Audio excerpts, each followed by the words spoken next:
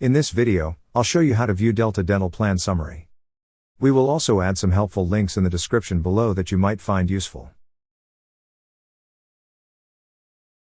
To start, open the website deltadental.com, then click on Sign In/Register at the upper right corner of the screen.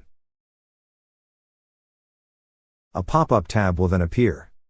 From the tab, click on Sign In. You will then be redirected to this page. In the field provided, enter your username. Once entered, click on Next. Next, in the field provided, enter your password. Then click on Verify.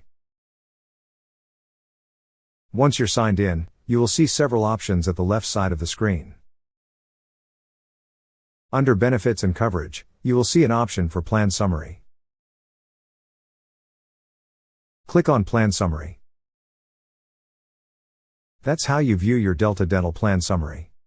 Thank you so much guys for watching, and if you have not yet subscribed to our YouTube channel, please subscribe to our YouTube channel as we create tech videos almost every day. Also check out our recommended resources in the description below for various sign-up bonuses.